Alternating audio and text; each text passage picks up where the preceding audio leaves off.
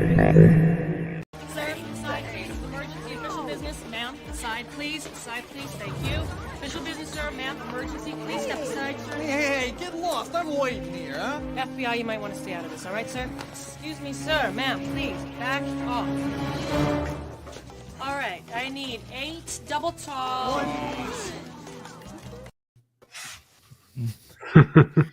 I just can't get enough of that clip, guys. And welcome everybody to 6 Scale Raw here on a Monday night.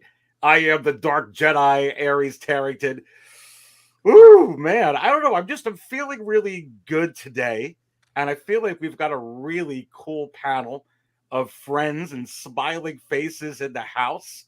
And Will, you're back at the cantina, baby. Good to have you in here. Happy to be here, Ari. So thanks for having me, man. Like you said, you assembled this Avengers level panel, so just happy to be a part of it. I'll be the Hawkeye of the panel. So I'll there be, you go. Or I don't know. I'm trying to think of the original 6 who's the least popular. Maybe Hawkeye, Black Widow. That's Widow, who I am. Man. I was gonna say you're more Black Widow. You got that long, I'm lustrous hair. I get the Scarlett Johansson comparison. All right, so that works. Yeah, I get that a lot. But happy to be here, Aries. Like I said, man, happy back on the channel, and yeah, man, should be a fun one. We're gonna talk about some Star Wars stuff. So yeah, it'll be fun to jump back in. Gonna talk about some Star Wars. Will, we got plenty on tap, as you know. Just let me know what you're drinking. We'll serve it on up. I know you got to think. What does Hawkeye drink? I wonder. I don't know. Probably that blue or the green space milk that Luke was milking from that sea cow or whatever in The Last Jedi. That's that never happened. That never happened. It never happened. That's what you got to drink. Because Luke made that perfect face. He was like, this is delicious. Hawkeye would drink that shit too, bro. Yeah. Scrumptious. Well, I think I got some of that on tap, baby. Yeah. And it's repressed memory for Anthony. So it's something. Hey, it keeps you on target, all right? Yeah, it does. I guess it does. It's like Mike's secret stuff in Space Jam. This is that blue space milk. Right. That's what it is. Well, Anthony, you got any of that special strawberry drink today, baby? What's going on? I don't, man. I am out. I am bone dry, my friend. I mean, I might have. I have something in this drink. I don't know what it is. Hey, but it's good. It's good. It's good. No, it's good, man. No, it's good to be here. It's good to be here, man. It's cool. We got a good panel here tonight, man. I'm excited to see what we're going to talk about. It's gonna be fun. Yeah, me too. I put up a bunch of topics, and we'll just get into it and have some fun. Also with brother cousins, Jay. Hey, what's up, my friend? What's going on? What's up, everybody? Look, there's a wonderful panel right here. This is amazing right here. Oh my God, to be amongst you all. This is living the life. This is living the life, man. Absolutely. Can't wait to hear what we got for tonight, man. Can't wait. We're looking forward to this show all day, and let's get to it. I'm excited. Let's get to it. I don't know what table everybody is sitting at. Maybe we got some. You were talking about an Avengers level panel. I think we may have some at table 2, which has quite a few Star Wars and Marvel and DC stars, all kinds of stars sitting at this table, including this guy right here. This drink, I like it. I know, it's great, right? Another. Getting to another announcement, another release, another panel guest. Lael, what's going on, my man? Good to have you in here. Hey, good to be here, man. So glad to be here with you guys. It's a Monday. It's Columbus Day. It's a Monday, man. So when you starting your Monday off, it's like you never know what you're gonna get. So I mean, it's kind of nice to end it off this way, at least the busy portion of the day. So yeah, glad to be here, bro. Well, good to have you here. And you have to wonder, the last guest. Is it Desy from Metamorphic Customs? They call him. Or is this what they call him? The Wizard. They do. No, for being a Monday, it's a pretty good Monday. I got to admit, right? And being amongst this panel, awesome guys, and the chat too. The chat's pretty full, and got some regulars in here. That's good to see. Yeah, we got some regulars in here. What a panel. What a show we have in store for you. There's all kinds of things we're going to talk about today. For instance, how do we keep the collecting joy amongst all the things that are going on? What else is going to be coming out for Star Wars? Let's just dive into all of this stuff. I got all the coffee brewing. I got more drinks to serve up. And let's go ahead and dive into all of these drinks, baby. Right now. Go, yeah!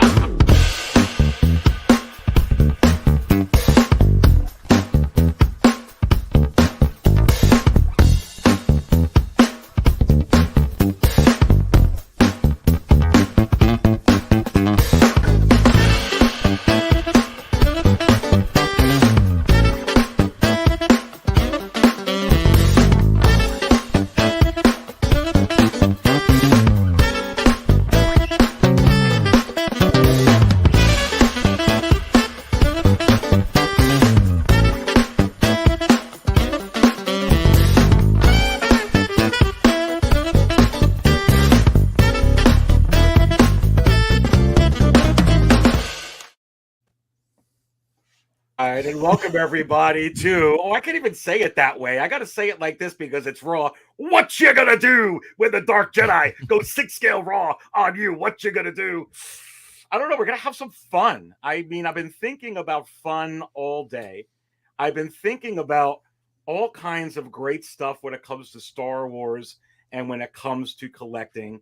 And I think I've got some pretty good juicy topics and some stimulating conversation for everybody in here. But fellas, with this all-star Avengers level panel, let's say hi to some of the people that are in here, including, if I can get this up, the funky cold Santa is in here. What is going on? Good to have you in here, funky cold Santa, for sure. We've got the insane one, Kid Insider in the house. Come on, another Kid Insider, the Huntress is in here. What is going on with the Huntress in here? We all know what table she's sitting at. The most dangerous table in the cantina. Table 66. I love that. Nice. Over the top. Come on. Thule's in here. What is going on? Good to have you in here, my friend. We got Thalia in here as well. Borg Cube 1 of 2 is in the house. Charlie the Unicorn is in here. You have to wonder if Hot Toys is going to give us a unicorn soon. Star Killer is in here. Our is in here. What is going on? Hi, gents in chat at family event. Hope all is well with the $2 drop. What is going on, girl? Good to have our in here. And listen, want to give her a shout out. She was on a panel here just a few weeks ago. She's got an awesome channel, Positive Fandom, and so much great stuff in there. Actually, because of all the recurring panel members that are in here, her link's in the video description below. So you should all go subscribe to her. And while you're at it, to Will at Will Foxification, whose link is in the video description, to Anthony, 6 Scale Mafia, whose link is in the video description. Same with Jay Brother Cousins. Same with the 1/6 Scale Man Lail. Same with the Hot Toys Wizard, Metamorphic Customs in there in the video description. Come on, what is going on? Good to have Mary in here with the right now. Absolutely. Beskar Kid is in the house as well. Gosh, so many in here. And look, if I forget to put you up, just keep going in the chat. We'll get you up in here. CT603 is in the house. Modest is in here. Will Foxification, you're in here as well, saying Thule's the man. He is. It's Popsic is in the house. All right, guys. We all know that Popsic sits at table 5. So we have to go ahead and fill up table 5 with the little green guy. Nice. Heck yeah. Goodness gracious. Valiant Archer is in here as well. What is up, Valiant Archer? This isn't a spice dream. All right.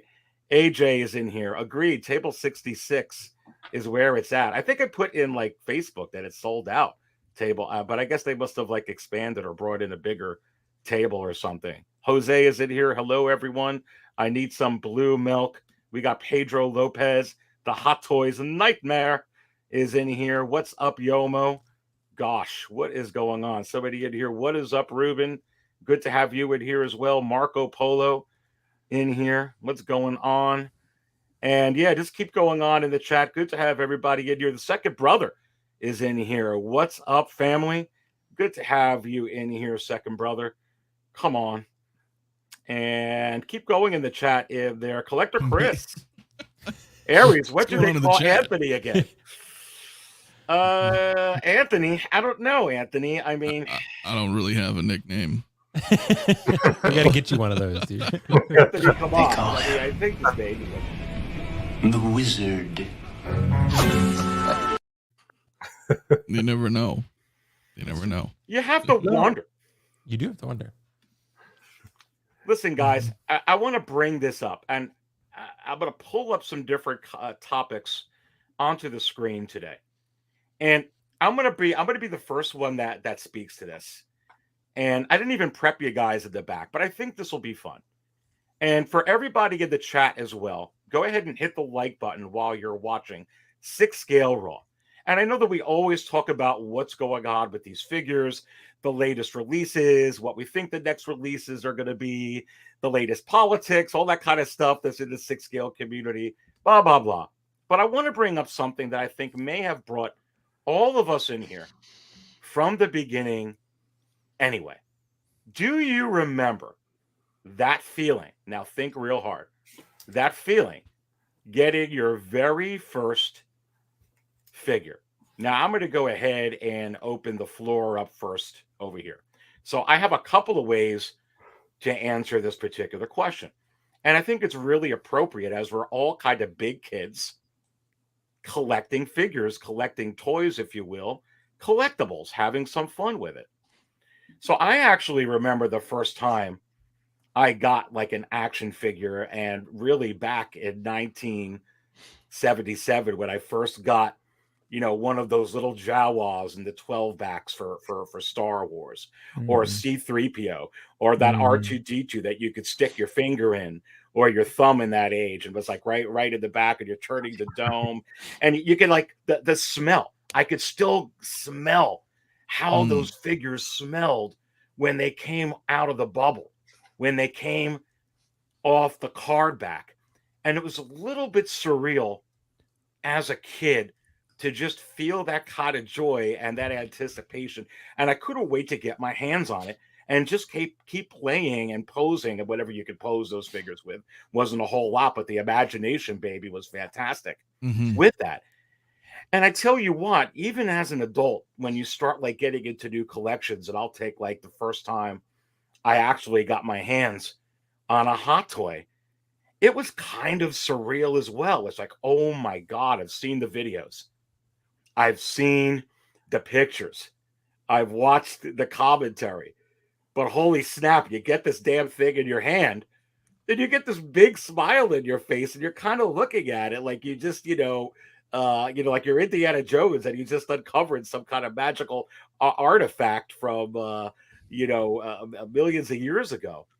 And for me, it's just, I almost can smell those first times. They really stick with me. And I'm going to go to you, Will, first as we go around the panel. Do you remember that first feeling of joy when you first started collecting a figure, whether it's and a figure to date here? What about it, man? Yeah, absolutely. I think Aries, like what you touched on, a lot of us probably picked up figures when we were younger, just kind of like in passing, right? We were probably younger. We went to Walmart or Target or whatever, and we're like, oh, that's Darth Maul or something like that, or Obi-Wan or whatever. And you picked up I don't know if it was Black Series or maybe the 3.75 inch figures or whatever it was at the time, right? I'm sure I had some of those at the time. But I think like most people, I'd be willing to bet they got into Hot Toys. The main like gateway drug is Black Series and Marvel Legends. Those are the two for sure that I think a lot of us probably started with. That's what I did. Like I started before I knew Hot Toys existed, but I was kind of like, I don't know, they're so expensive. Is that worth it? And then I was kind of in Black Series and then Marvel Legends. And then eventually I got my first Hot Toys figure. It was actually Kylo Ren from The Force Awakens. I'm sure no one's surprised by that, but I got that. I loved it. I got it for like $120 Aries. I was super excited, but then I was super confused because I broke it. So, but because like, okay, so my house, like if you walk around too much in this collection room, the floor will shake, and I wasn't using the stands. I didn't know that you should use the stands probably. So I didn't know that. So my Kylo Ren, I came down one morning and he was face down on the floor and his helmet broke off. So I was like, great. But I feel like everyone has to have a guy. So I have a friend, really good friend nearby that can fix pretty much anything. So he fixed it for me, no problem. Good as new, right? Everyone's got to have one of those. So, like your bond to your Q, right? You always have your Q who can create stuff for you and fix stuff and customize. So I feel if it's not yourself, that is. But yes, Aries, I felt a lot of joy when I first got that Kylo Ren. And that was the true gateway drug. Once you get your first hot toy, you're like, now I got a taste, and now I know how good these are, and I know how it feels to have one in hand of a character that you love. Then it's great, man. And I think that's how we stay collecting ultimately. Like we get characters that really excite us and pieces that excite us because, like, for example, when I got the Queen Studios Joker in hand, like that's the kind of piece where I'm like, this makes me love collecting because you get something that meets every standard that you have. It's just a character that you love. It's just awesome all around, right? So I remember the first figure was Kylo, and then it was Thor from Infinity War and Darth Maul, and then it spiraled out from there, right? So, but yeah, I think the first figure is always, for most people, probably going to be like one of your favorite characters. Because for you to dip your toes into Hot Toys at all, it has to be a character that you love, that you're just like, oh, I'll just get one. Like I'll have one potato chip, right? And then you end up eating the whole bag. That's kind of how it goes, right? I'll have a handful of popcorn. That's a handful of popcorn. Then you eat the whole popcorn before the movie starts. Like, let me get another handful. Yeah, exactly. That's always how it goes. I'm going to make this last before the movie starts. Exactly. I'm going to make this last during all the previews. Not going to lie, I pretty much always eat the whole thing before the movie starts. So, that's why I don't really get it anymore because I can't control myself. So, but Aries, for sure. Kylo Ren, man, that was the character. And trust me, I had a lot of love for it. And I still do. I still have that version. So it's my favorite one. So Kylo Ren for you, baby. Force Awakens. Force Awakens. Yep. That's awesome. I'll play this for you and fill you up, Will, because of Kylo Ren. Piece of junk out of the sky! All fighters! There we go. Perfect. Yeah, man, that Kylo, that's the best Kylo to me. It doesn't have a head sculpt, but that outfit, I think most people would probably agree, is probably the coolest outfit he had. So I think it's an awesome figure. Well, good stuff there, Will. Good stuff. You see, we're kind of sharing a lot of memories in here. I brought up some of mine. You brought up, from yourself. Good stuff. Second brother, Buck Rogers figures. Come on. That is absolutely awesome. I still remember my Tweaky figure. Back from the 70s. Yeah, I mean, it kind of sticks with you. Let's go to some of these other ones in here as well. Punisher puts up in here, my first figure was the Hot Toys Terminator 2, and the rest is history. Beskar Kid says, yup, every time I get a new Hot Toy, feels like the first time. And I'm going to have the farter song in my head. Goodness gracious. Ruben actually puts up in here, my first Hot Toy was a Power Pose figure back in 2014. Hooked. Charlie the Unicorn, G.I. Joe Rattler. Come on. Yeah, some good stuff. Let's go to Mafia here. As we go do you remember that feeling of the first time you got your first action figure and or the first time you saw like one of these 6-scale figures, like, oh crap, I'm hooked? Well, yeah, I mean, both, actually. I mean, I don't remember what my very first toy was, but I mean, it was back in the day. It was either Thundercats or He-Man, and then slowly Silverhawk stuff, and then later, Ghostbusters and Ninja Turtles, of course, and G.I. Joes. I was a freak with G.I. Joes. I had way too many of them. And then, the Star Wars, of course, later on the X-Men, the Toy Biz stuff started coming out, and that's where I was like, I got a problem, because by then I was like 9. Yep. So it was all about going to comic book stores every week and, getting comics and getting X-Men figures and collecting all of them. And it was like, but yeah, no, it wasn't until like, I think 2012. I think it was 2012 or I want to say right around 2012 when I was working at the comic book store. And then we rarely got anything in like that. Like we would have like Bowen statues and the old like Diamond Select Marvel stuff. We didn't get like too much figure wise like that. And we ended up getting in the first Avenger Cap and the first Avenger Red Skull. We had those, and I didn't know what Sideshow was at the time. I didn't know any of that kind of stuff, And those came into the store, and I was like, and I, it wasn't that long, like less than maybe a year. I don't know when I saw First Avenger in the theater, and I was pumped because it was World War II. It was Cap. The MCU's just kind of starting, and I was like, dude, I'm gonna get both of these. So those were basically my first. Like, it was a double whammy. I grabbed two at once. I was like, I can't choose. They will look good together because it's Cap and it's Red Skull, and then. I mean, it's history from there. And then Star Wars started coming out, and you're like, oh, wait a minute. So that kind of went into because I've always been more of a comic fan than the MCU fan, even though the MCU started really strong. It's the comics that I always related to, except with Star Wars, because those are the actors you saw as a kid. So once Star Wars Hot Toys came out, it was like a whole different game. It was like, okay, I'm like fully in now. And the rest is history. I mean, here we are. 2022, almost 2023. Good stuff there, Mafia. Yeah. Good stuff. Brother Cousins, before I get to you, Gilbert says, my first action figure I love was from the Street Shark series. Was when I was 10. I remember those. Years old. Wow. People bringing up some memories here, which is kind of the point of this first topic, and everybody will see. But Jay, Brother Cousins, yes. What say you on this? Some of your experiences. Do you still remember that feeling of figures you first remembered when you first started collecting, saying, hey, I got to do more of this? Or as you became an adult, like, hey, I got to do this again. Here we go, baby.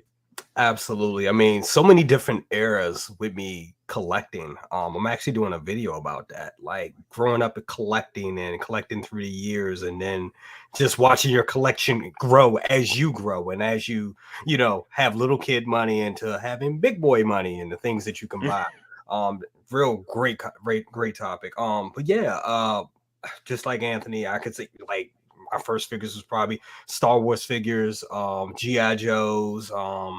I really wasn't, honestly, as a little kid, I was more into like play sets and stuff like that. But I remember having like the Police Academy figures. I was crazy about the Police Academy play set. Same with the Ghostbusters. I had the Ghostbusters figures, but then I also had the Ghostbusters like play set with the proton pack and all that. I was really into like the role playing stuff a lot, even with Thundercats. I remember second brother would tell you. I remember, him and my mom chasing down like various versions of the Eye of Thundera Thundercat sword until we got the official one. They had like a bunch of knockoffs back in the day, if you can remember that. So I remember chasing those down, and we really got the official one, and it was just like my favorite thing of forever. But when it comes to figures, I remember. Just give you the three generations real quick. There was a time where I remember my first Ninja Turtle figure wasn't one of the Ninja Turtles. It was actually Usagi Yojimbo,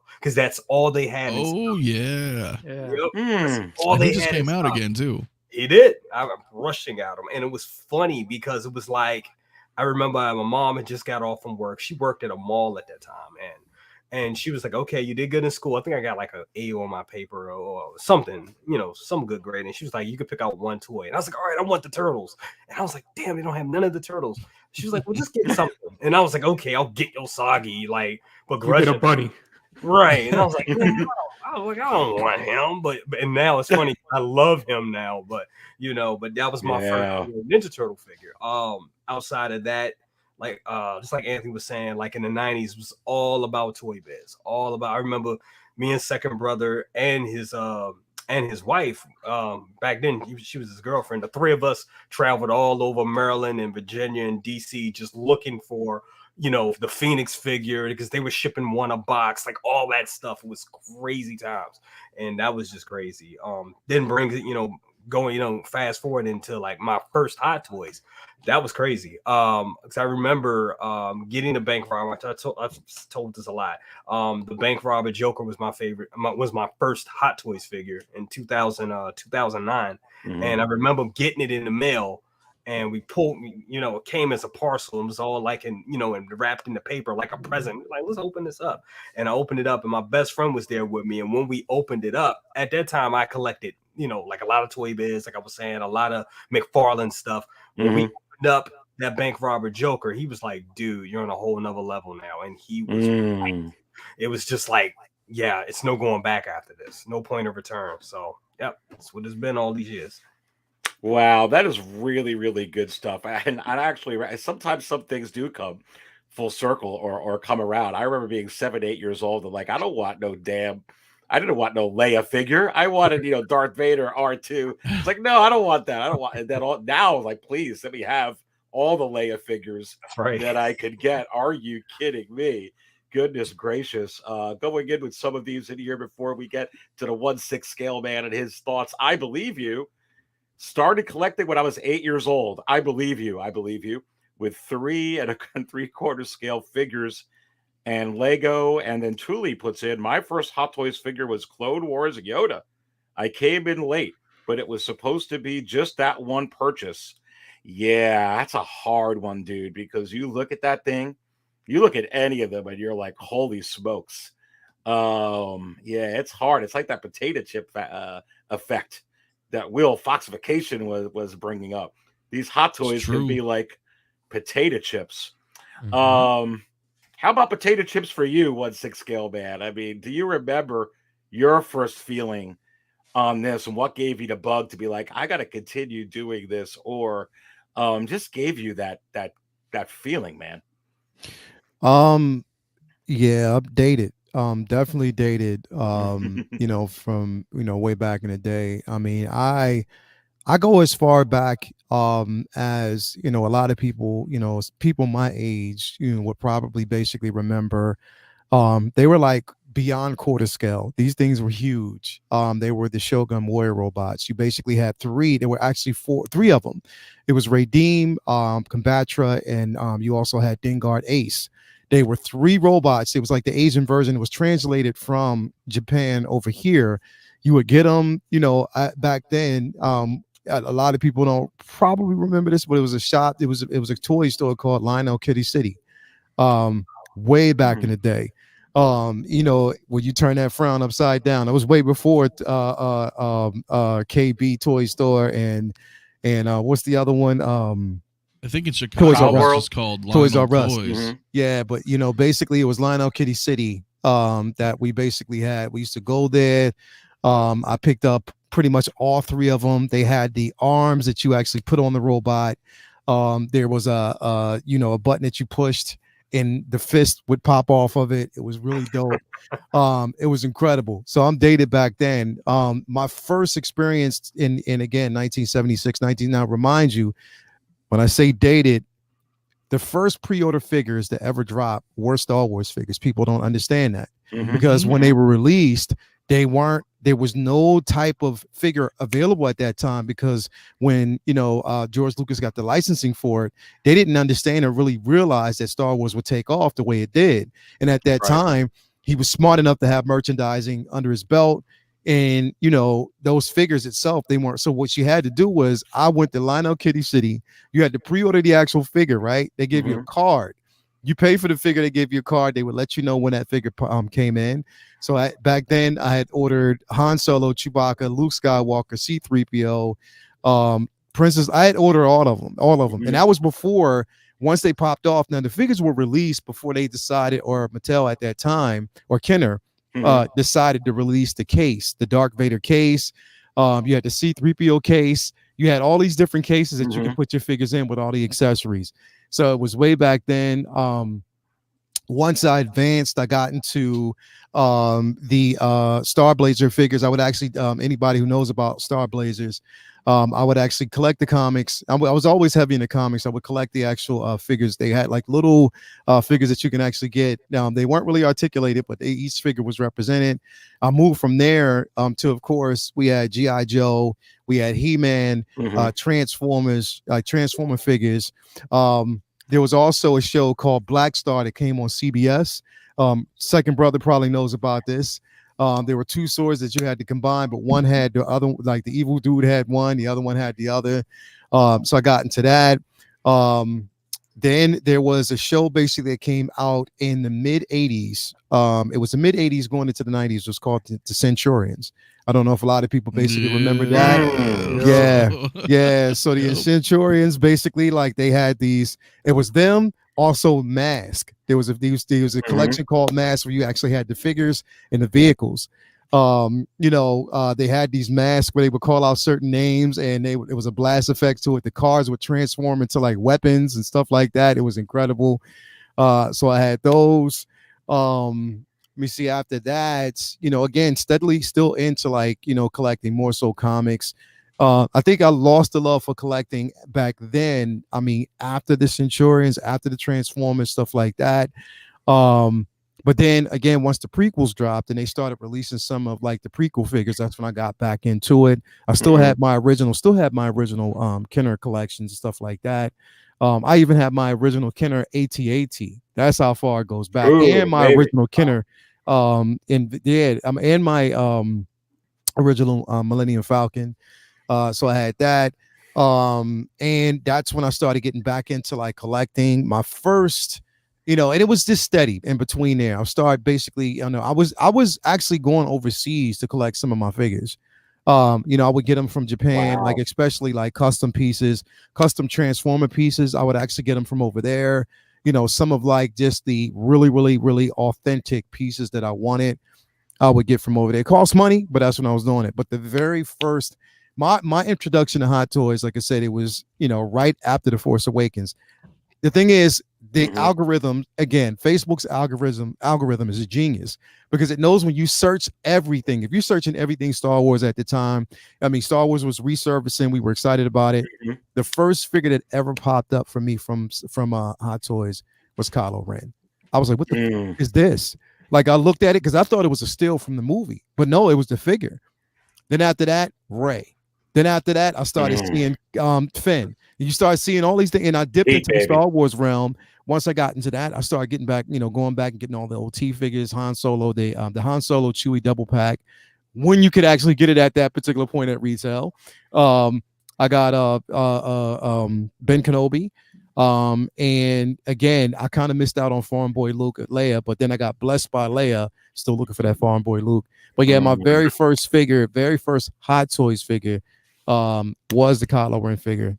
It was just that, and again, out of all three iterations, that is my favorite suit. It's something about that suit and the way it was designed, and it was amazing. The first time you saw the actual the trailer, and you see him walking through that snow, and he ignites that cross guard saber, I was like, yo, I'm done. I am done. I cannot wait. So the anticipation was high for that. But then we started seeing all the Marvel stuff, and I wasn't going to really jump into the Marvel stuff at all. But what got me into it was my very first Black Panther figure. And then after that, I was just like, then they started releasing the comic concept Iron Man. I was like, yeah, let me get that. They did the concept Captain America, got that. Wonder Woman got that. And then it was over. I started dipping into each individual IP, and it's been like a way of life for you, baby. Yeah, that's it. But that's what I'm saying. Like over the years, like true collectors, you collect off of nostalgia. Things that you see, the interpretation that you get from films, things that you might have saw. Your imagination is formulated when you're young. Our for us, having that wild imagination back then, everything it's tied in and weaved in and sewn together. Without Star Wars, I wouldn't have been introduced to John Williams. Without Star Wars, I wouldn't have basically had my first dip into like collecting figures, writing, just mainly getting into music scores and stuff like that. So, getting my degree in music and engineering. Like, it's just really, really crazy how these things really shape your life. And sometimes they shape your life. It influences, because the thing is, a lot of us can honestly say that we don't know what we would be doing right now if we not had those things back then. Yeah. You know what I mean? Because I think, right now in this day and age, this generation doesn't have the things or the connectivity to the connective tissue to nostalgia the way we do. You know what I mean? Because there's not much, there's way too much. It's oversaturated where we were getting certain things. We would run home to watch Transformers each episode every day to find out what was going to happen. You would run home and see what's going to happen with He-Man and G.I. Joe. I remember when G.I. Joe or Transformers the movie came out, and I was like, yo, you gonna kill off Prime like that? Stop playing. I'm done. I know. You know what I mean? Like, it was like literally like, I was like, they just took everything that we knew because they wanted for merchandising, they wanted something new, and destroyed all those characters. And then they knew that they effed up, and it's like, yeah, we got to bring Prime back. We got to bring these characters back. You know, so it was definitely incredible. But just again, that sheer nostalgia, things that we actually saw back then and where it brought us to right now is just amazing, bro. So that's what I love about it. And yeah, that's my collecting journey, bro. Well, that's amazing journey and amazing journey so far. It was great to hear, Lael and Desy. Before we get to you, putting up here from Polo Ralph Lauren, my first figure was Moss Man. Goodness gracious. Beskar Kids puts up in here. Geez, my very first figure ever. Kenner Darth Vader in 1978.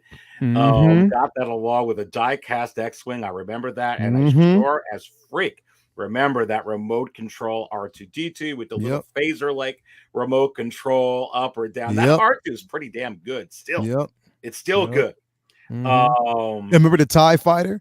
The original TIE Fighter wasn't black. It was not black. You're right. It was a different color. Like I'm like, what? How did y'all not paint this thing black? But it was crazy. You still wanted it in general. Because the thing is, if it got shot, the wings will pop off. It was incredible. Well, look what Gilbert puts in here. First was Major Dutch in 2009. Let's go to the chopper. A lot of people talking about a lot of stuff in here. Here you go. Teenage Mutant Ninja Turtles by Playmates there, brother cousins. There's some TMNT. So much love in here. Desy, the Hot Toys Wizard. And, I think my collection journey probably parallels what we've heard so far. I started off with Masters of the Universe with He-Man. I think that was the earliest. I probably had the entire line or like 99% of it. Desy, stop playing. You made them all. Bro, there is that. Built a diorama in the sandbox. Desy made them all. Grayskull? That was me. No. But I had both of that. A lot of Transformers, G.I. Joe, Centurions. I had those Silverhawk. Oh, wow. Yeah, bro. Yeah, I could. Oh, how about Mask? What was that? Mask? Yeah, I had a few masks. Yeah, bro. The tractor trailer. Yeah, bro. Yeah, that was great. Yeah, bro. Yeah, bro. I had the all black of the Thunderbird that flipped over and turned into like a mantis, like sea ship or boat. I didn't have that one. That's awesome. Yeah, I had that, bro. That's awesome. And Dino Riders. I remember Dino Riders. That was bro. Yeah. Turtles, of course. But I think the one that really separated it for me in the 90s, in the mid 90s, was probably McFarlane Toys, where it started getting really, really detailed in the paint apps, and then he started getting statuesque in the early 2000s, and that's what's really shot me off into what you would say modern day collecting, right? Because that from there it went on to, it was McFarlane and then small scale actual statues, and my first 6 scale figures from Sideshow. I had a handful of those, and then my first Hot Toy in 2007, which was a Predator figure. And it was Hot Toys was very different back then. I really appreciate the multimedia of Hot Toys figures, the layers, because back then you got your Predator figure or any figure and you had to build it. It was like the body's over here. Here's the body net for the Predator. Here's all the armor bits. It's like, put it together yourself. So that was definitely interesting. Yeah. Model kits back then. Oh, yeah. Good stuff, man. I mean, just really, really good stuff in here. The Thor puts in here, if I can get this to show up here. Been a while. For me, it was Star Wars Kenner. A lot of Kenner comments in here. Toy explosion. And you know what's kind of funny about that, because you mentioned this, Lael. Not getting into this, but none of these toy companies, you mentioned Mattel, none of them wanted to take a chance with with Star Wars. Like Kenner was like a nothing. Like, oh, we'll take a chance. And they had that early bird set, like you were talking about in some of the pre-orders, and man, those companies, Mattel was like, we should have went into this. Yep, they should have. they knew it. They knew that they should have taken a chance, because that was where he went first. You know what I mean? He went to Mattel first. He went to Mattel, and it was another. I think it was, what was it? It was Mattel, and it was Mattel. I think he even reached out to Hasbro before Kenner. But I think Hasbro came after Kenner. But Kenner was like one of the first companies to drop and connect to it. And it was like, they were like, yeah. And they made it meant for that, because people just went after those figures like it was nothing, bro. Like literally. Yeah, for sure. And putting in a couple other comments here before we segue into um uh the follow-up topic with this. OG fan, when Star Wars was just Star Wars, my first action figure was Fisher Price. My two brothers and I got the Star Wars mail away for Christmas. Yep, just talking about that. And Mm-hmm. the 12-inch figures that Mm-hmm. next summer. Yeah, that Darth Vader and Chewbacca, all of them Ooh, are good. ooh, Aries. Also, Hmm. I had the original. Okay, so there were two figures that I had. They were actually the original six scale figure, their original Spider-Man six scale figure that wasn't articulated. That you had to. It was like the original one. It had a battery and a back. Well, it was not a battery, but you had to. It had a web in it, but it was a function that would automatically climb. You couldn't climb yourself. Like you, it would just like climb up if you press the button. Then there was a ROM figure, like that. It was the first ROM action figure that dropped from Marvel. So it was, and the $6 million Wow. man with the eye. You can actually look in the back and see like a viewfinder through his eye. So yeah, Oh, that was I a good think I remember that. Yeah, one. absolutely. Yeah. It's fun stuff. Hawkwar's Toys is in the house. Ray, Hey, good to have Ray in here. What's going on? And he says, never forget when my dad brought home the OG Star Wars Kenner, first 12-inch figures from Yeah. Venture Mm-hmm. Department Store. Yeah, Mm-hmm. wow. Speaking about some of these department stores we've been talking about that are long Yeah. since gone. Wow. Um, yeah, it's kind of joyful, right, guys? I mean, it kind of brings back good memories. Everyone's kind of chatting in here in the chat, and it kind of got you into why we're um spending the big boy money now. And someone put in the chat there, where do I get some of this big boy money? Which is kind of funny. I think it was William Cote. Good one, good one. Um, and that's kind of what I was thinking about today, gentlemen, and everyone in the chat is, you're speaking of like Ray at Hawkwar's Toys, just putting him up. I cannot wait to get my Boba Fett on the throne, which I'm actually getting from Ray. So Ray, get that shipped to me, baby. Come on, let's go. Let's go. Looking forward to that, and certainly we'll do an unboxing on that for insiders once I get that. And I can't wait to get my hands on it. But a lot of times, we are big boys now. We're all adults, big boys, big girls. And this is what I kind of want to segue into. And we touched about it on a couple of your guys' shows. I think we talked about it, Lael, a little bit on Mhm. your show when I was on there last week. I think we talked about it as well, Anthony, on yours, brother cousins we had before in some capacity. But, you know, 1/6 politics, for lack of a better word, versus the fun we were just talking about. How do we maintain what we've basically talked about here? Or for some people, because I get messages all the time, hey Aries, I'm going to get out of this. I don't want to collect anymore. It's too much, or it's too this, or I'm too bad, blah blah. Or how do we recapture that giddy feeling of that collecting joy that we're in here? It's kind of a loaded question, right, Will? Yeah. Going from one extreme to the other. But I think it's a question of balance, and I think it's also a question of understanding, hey, we're big girls and big boys now. We have to concentrate on big boy and big girl problems, but we still want to have fun. We still want to have joy, and we still want to feel the same way.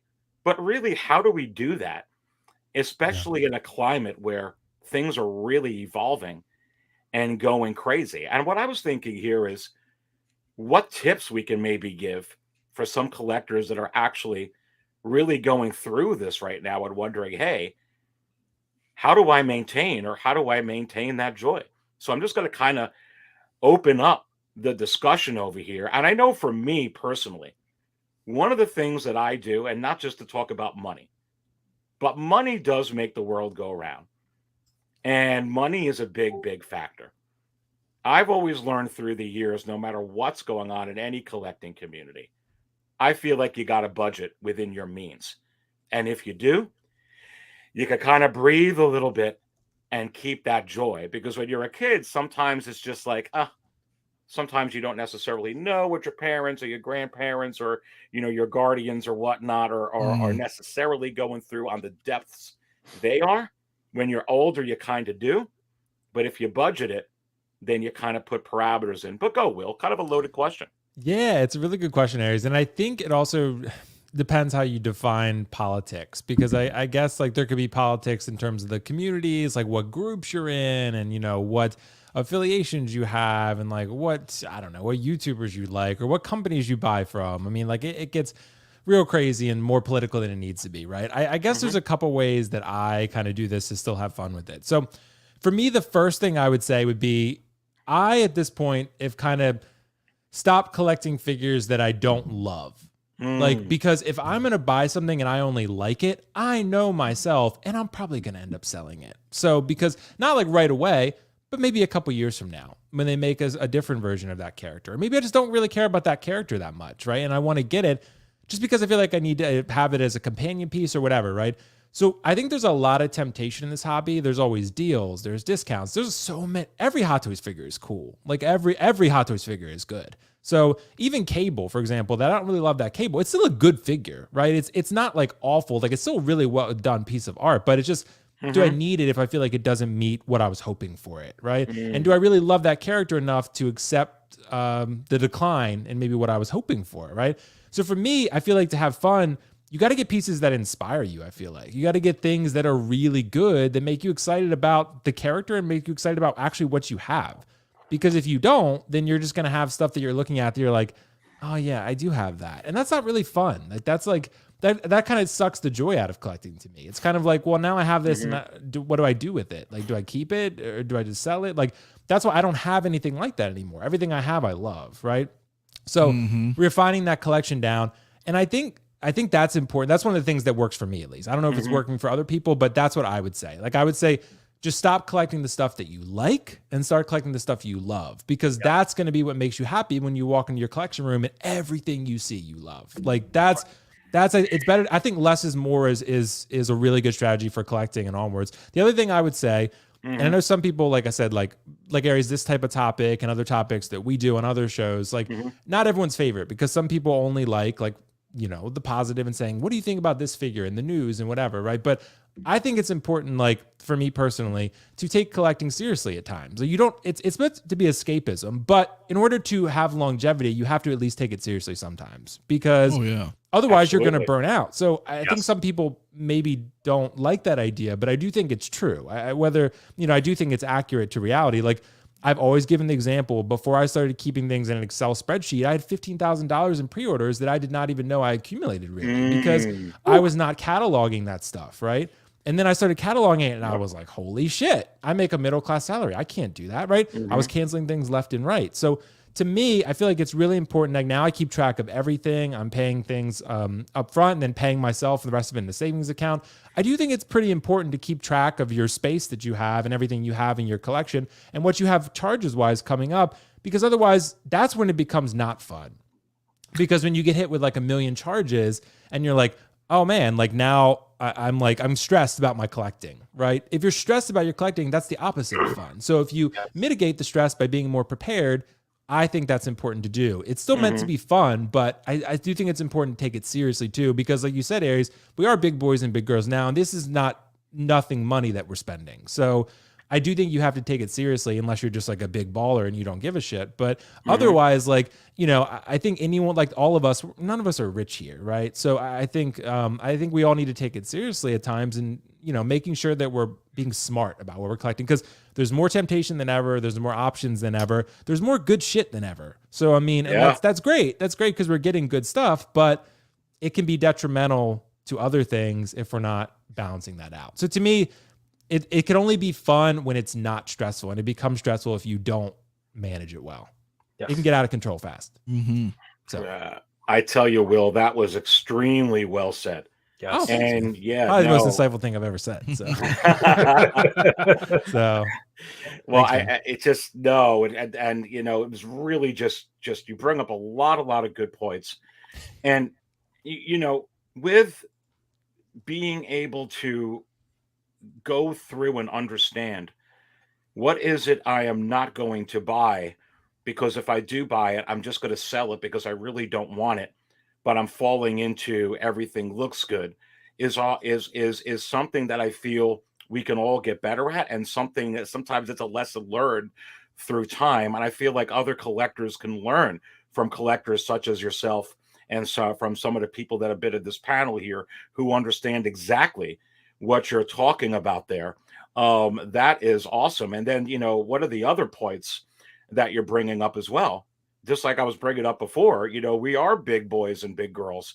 We are responsible now, for our own bills and our money. And like you said here, none of us here, have a whole lot of money trying to make this work. So, you do have to, just like with that, the reason we handle the lack of a better word, but putting it in here to cover it all, politics or the business of it. It's kind of like why I do the market stuff that I do. It's good to not have your head buried in the sand so that you understand, as like you were saying. So I think that that's important stuff. But also, if you're able to navigate through all that, you could keep that same giddy joy. Good stuff. Anthony, let's go to you. I know that we had a lot of ums and ahs from you there, Mafia. So I know that you've got some thoughts yourself. Well, yeah, I do actually, but it's my own opinion. But as you mentioned with the market, especially like the newer stuff, it's hard because, as Will pointed out, there's a lot of new stuff. Hot Toys is way oversaturated because the market's oversaturated, right? Disney's just churning stuff out. So, buying anything new, I think you need to, again, kind of what Will was saying, you really got to love it, because trying to get rid of new stuff, you're gonna hurt yourself on it. We don't have a lot of, not all of us can just buy everything, right? So I look at it the same way as Will. Like, buy something that you're gonna love. I too have gone down that path, right? Like, I love Star Wars. I don't love all Star Wars, right? So that's why I got rid of the clones and the prequels and the Rogue One. Like, they're cool, but my what I love is original trilogy, right? So it's like, again, what Will is saying, when I turn around and I look, and that's just Star Wars as an example, but all properties that I now own in my collection, everything I look at, I'm like, yeah, I love all of this, right? So I think that's super, super important. You don't want to go chasing down all these lanes just for the sake of completionists, right? You really, really love it. And I think that's what we touched on earlier on your first topic, is just the nostalgia. There's a lot of stuff that brings you back. And I'm more, it's crazy because the way everything is right now with inflation and the market and everything's all, it kind of helps us in a way, or at least me, because I go, oh, well, I don't really need to spend $400 on this figure, as things are going up. And if I feel that way, then I know that it's not for, that one's not for me, right? If it was this badass Luke and it happened to be $400, I might be like, shit, okay, I'm gonna have to buy it, right? Because it's Luke or original, you know what I'm saying, in that sense. So it's kind of nice in a way, but at the same time, it's like, I think everybody wants to, or should anyway, just get everything they love and be careful and budget. Again, like what Will's saying, you got to budget what you're going into. That's the politics side of it for me, right? Because if we all had all the money, I've said this time and time again, I would just have everything. I don't care. I would just have whatever, every figure I've ever wanted, regardless of if I had like a nostalgic attachment to it or this or that, I would be like, sure, why not? I'll take it. You know what I mean? I got the money, but I don't.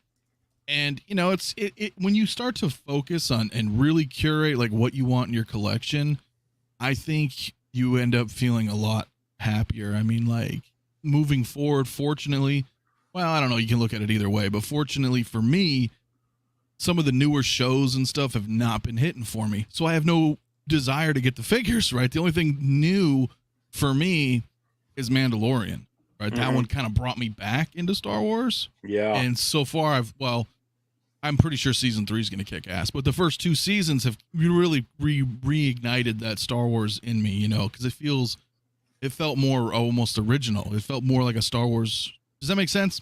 So for me, I was like, okay, well, I'm going to go forward on that. You know what I'm saying? Which is awesome. Yeah, no, good thoughts in there. And for everybody that's in here, you are watching 6 Scale Raw. Go ahead and smash that like button right now. I do very much appreciate your support. Just pause what you're doing, take your finger, take your thumb, trackpad, hit the like. But also, while you're hitting the like, subscribe to Will Foxification. Will right here. Subscribe to Anthony of Six Scale Mafia. Brother Cousins as well. Brother Cousins toy reviews. 1/6 scale man, Lael that's in here. Metamorphic Customs. Desy. I've got all of the links to their awesome channels within the video description below. So show your love, man, and subscribe to these fine individuals out here. Great stuff, and great advice here as well, Anthony, piggybacking off of what Will was saying there. And I feel like, Brother Cousins, it's so important, especially with new collectors coming in, but not even just for new collectors, even an old dog like me. Sometimes I need to remind myself, because there's certain figures that are not coming out when I want them to come out, but I want something. So I'm going to go ahead, maybe kind of like that potato chip factor that Will was talking about earlier in the show. You just want to kind of keep eating, but then you can wind up waking up and being like, hey, I got $15,000 in pre-orders. I didn't even realize that, but I really don't even want this anyway. But that's a hard gig, Brother Cousins, is patience in anything. You want to be a Jedi. It's a pain in the arse to have patience. Patience can just be, that's why there's fast food. That's why McDonald's makes a lot of dough, baby. Because you don't got to have a lot of patience. Well, except the one where I live, where you got to wait 10 years. You might as well go to Bennigan's and wait to get served. Anyway, you know what I'm talking about, baby, right? Go. Absolutely, brother. Waiting is always the hardest part. It always is, especially when you're waiting for all this stuff to come out. And I mean, I could totally attest to that. And just harping back on with, Will and Anthony brought up some real great points. And I know there's some people out there in the chat that's like, hey, we're all adults here. We know what to do with our money. Yes, we do get that. Yes, absolutely. We're all adults here. Most of us are adult veteran collectors. We know what to do with our money. We know when we're going overboard. But here's the thing. Not everybody is on every level, and it's real easy, very easy to get caught up with stuff. There's a lot of content out here, like Will was saying. There's a lot of people vying for your money right now, a lot of different companies and all that, So, and then we have wonderful creatives, here, some people here on this panel, people in the chat that create great content and make these figures look amazing. And that kind of pushes you to be like, ooh, I really wasn't planning to get Mando on the throne, but damn, it looks so good. Let me go ahead and pre-order it and get it. And that's how you kind of start falling into this slump of buying things that you really shouldn't be buying, because you may already have a process or a plan. Like Will always talks about it, having a plan, always having those spreadsheets, which are very helpful. And sometimes you'll deviate from those plans when you go to buy. When, like you said, when you get areas, like you said, you get that itch that you're just going to scratch. Like, oh, I've been waiting for something. I just want to go buy something. I mean, like, even with me, even looking at the new Black Widow that came out, really wasn't thinking about getting that particular Black Widow. But I'm like, man, I do like that costume, and I haven't bought anything in, like, I don't know, 2 weeks. So you start getting that itch, and you just like, oh, let me go ahead and buy it. And it's like, that's maybe not the best decision, because there was a time I used to do real good. I used to buy stuff, go to my comic store, buy it just because I could. I'm like, okay, a couple weeks later, it's not tickling my fancy. I walked around it a couple times. I really don't need it. Let me go and sell it. And then I would sell it and maybe make a little bit off of it or break even. Now that ain't happening. That's not happening, especially with Marvel stuff. So you have to really be careful what you're doing and what you're buying, because you also want to buy. You also, anomalies happen. I think Spice Runner, real good, great guy. He hit me up the other day and asked me. He's like, "Hey, are you going to Celebration?" And I was like, "Man, I don't know. I think I'm going to." And he was like, "Dude," he was like, "You should go. Sell some of your collection and go." Just saying that. Joking. And the thing of it is, I'm like, yeah, you know what? I should go. Or I may want to take my wife out on, on just a spontaneous vacation or something like that, Mhm. or something comes out that you wasn't expecting, or let's say, I don't know, that Aragorn from lost my train of thought. From Queen Studios, in art coming out. You may want to buy it. Like, damn, I wasn't even thinking about that, but this looks so amazing.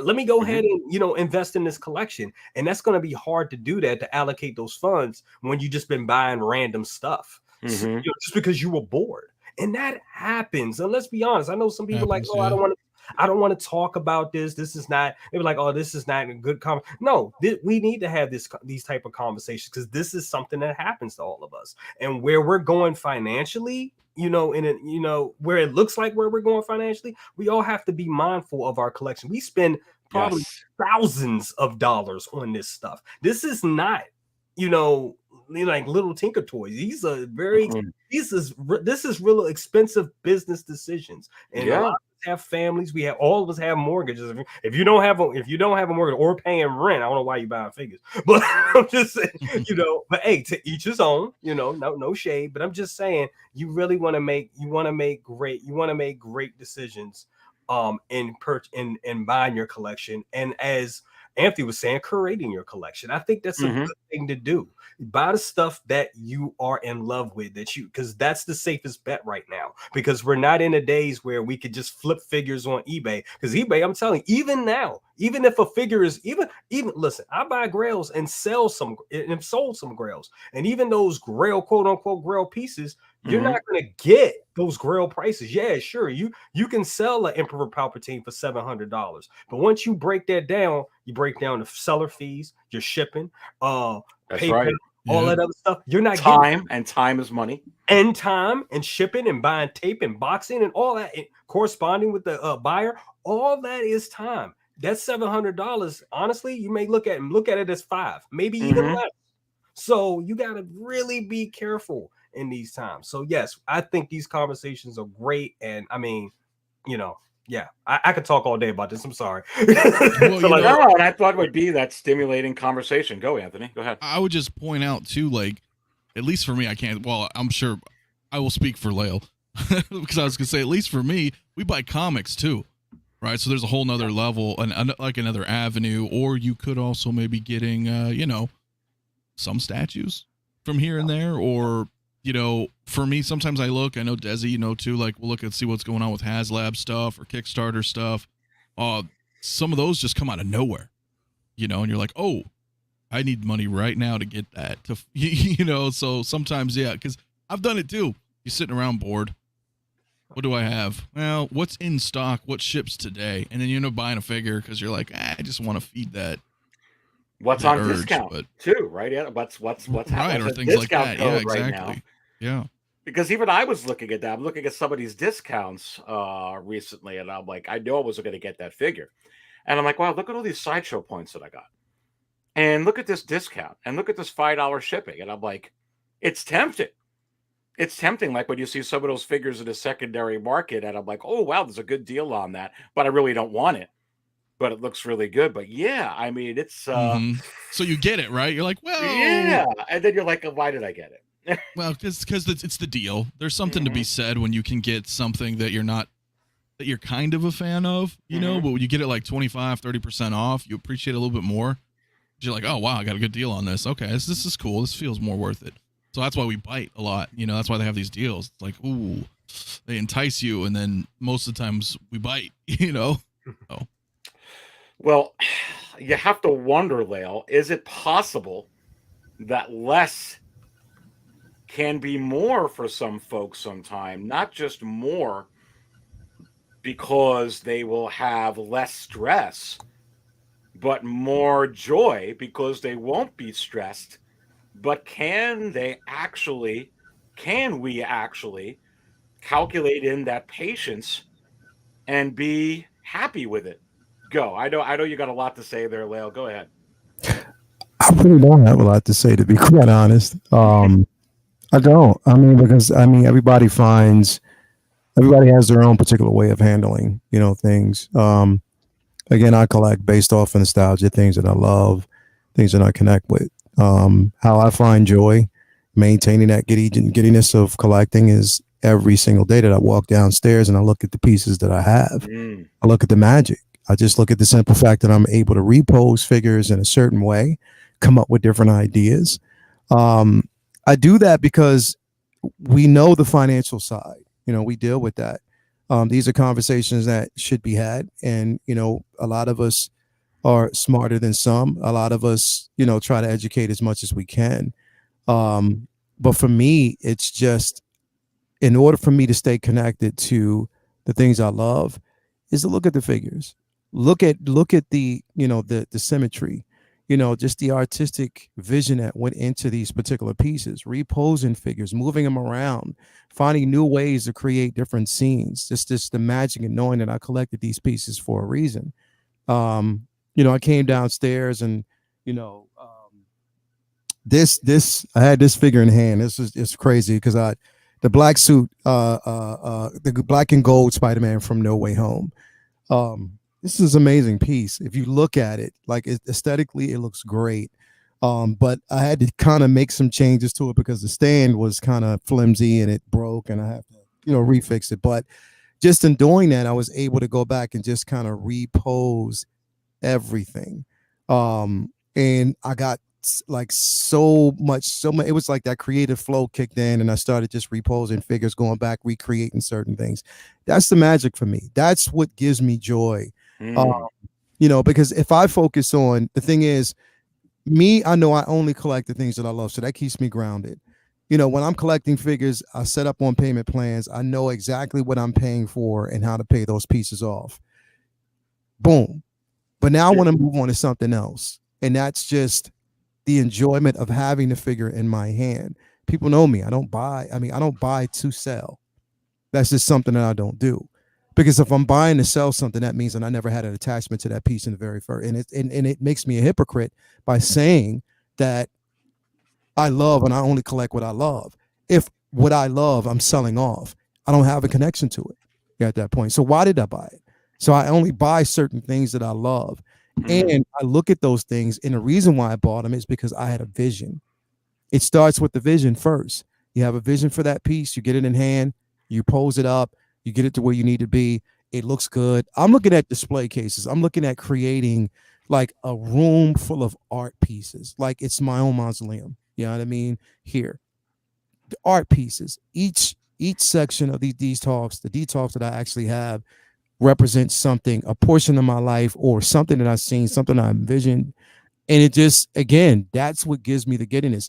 Knowing that some of these future figures that I'm waiting on, once they drop, I can complete a scene or recreate something different. So you're not all over the place. You from listening to this here, it is blowing me away how awesome it is. You've got vision. I'm looking at strictly artistic creativity, a vision. Because the thing is, when I see these figures, it's a piece of nostalgia. It always goes back to nostalgia, but also recreating something that I may not have actually seen and I thought could have been better. You feel me?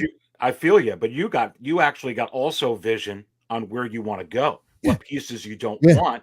And like you said, you pre-order, so you've got it pretty much budgeted, where you're going. So it's not like it's a hodgepodge. I don't know what's going on over here. You've got it laid out, brother. Yeah, that's basically where I'm at. Like, I mean, I don't, the thing is, it's like, that's why I keep track of everything. I have a system financially of how things work for me. And that system has worked so far. But, if I focus only on that, then which it's important to focus on, especially if you're budgeting, especially if you want to take trips, if you want to go on certain places, if you want to step away from just collecting, you want to have that family, that downtime. But, this is our escapism, and we have to really protect that. We have to protect that level of escapism that we have, whether it's collecting comics, collecting 1/6 figures, 1/6 scale figures, statues and stuff like that. That is our sanctum. So we have to collect that in the vision that we actually have for it. Or protect that in the vision we have for it. And for me, that's just where I'm at. I collect these pieces because they're art pieces for me. I love what that artist interpretation, what they saw, why they created these pieces. And I want to have a piece of that. And that's what's important. So for me, to recapture that giddiness of collection is always going back, watching film, pulling up, like watching, like I do this all the time, and I'm not the only person that does it. But before I know, when there's a certain figure that comes, if I know it's coming and I know where it's from, I'll go back and watch that film. I'll watch it just to see what scenes took place, what I can create, or what I can do different. Once I get it in hand, it's like, okay, I don't want to redo that because somebody else is going to do that. Let me try something totally different. That's the magic. It's like a puzzle. It's like just figuring out certain things, like how I can make changes. You know, I'm sure Desy does the same thing when it comes to diorama pieces. Okay, this was good. What I've seen was good, but how can I make that better? How can I make it better? How can I do something completely different? That's the magic for me. That's completely having, and everything goes hand in hand for me. I collect comics and I use the comic interpretation to create art pieces, create poses, stuff like that. So everything ties in together in what I do. Is a method to my madness, to say, you know, just to say the least. But that's important to me, is to, yes, to be financially responsible, number one. But at the two, protect the integrity of your imagination and just having fun. Plain and simple. Yes. Like, because it's just to have fun. So that's where I'm at. No, that is good stuff, brother, and good stuff from everybody that's in here. Make sure that everybody, you're watching 6 Scale Raw, that you smash that like button. Let's go ahead and get this to 100 likes right now. And then just putting this up, Desy, before we get to you, from Lane. What is going on, Lane, in the house here?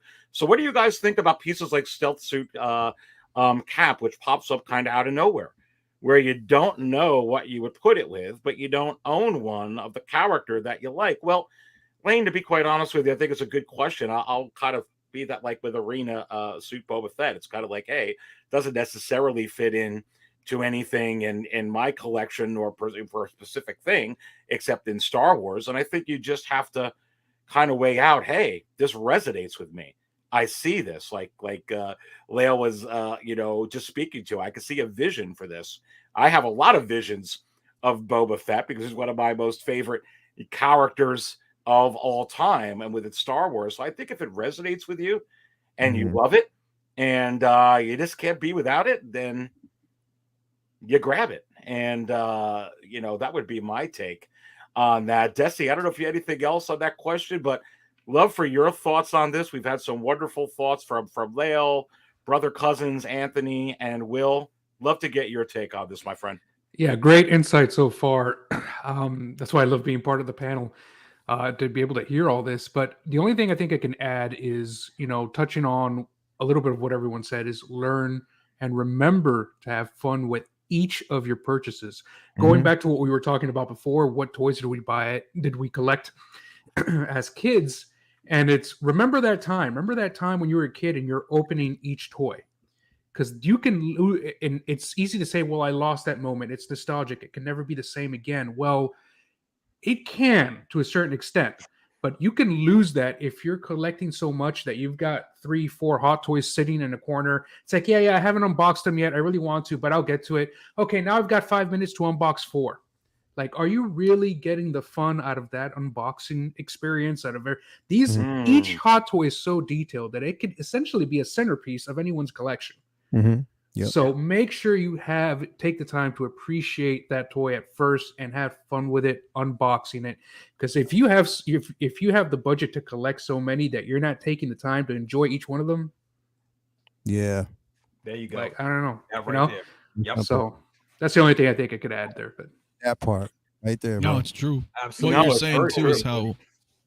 I was just saying how each one is kind of like that. Yeah, man. Like sometimes, I know it's corny, but like sometimes if a figure comes out and I pick it up, I'll put on whatever it's from, kind of like what Leo was talking about previously. Like maybe watch them before you get it, but sometimes I'll put it on like while I get my figure, as I'm like unboxing and messing with it, and I'm like, oh yeah, and I'm just like kind of watching, if it's something from, A New Hope and I got a New Hope figure, I'll just throw on Star Wars while I unbox it and just kind of, it kind of gets you in that zone and that experience of, unboxing it and enjoying it, that kind of stuff. It's like, Anthony, what everybody's going to do.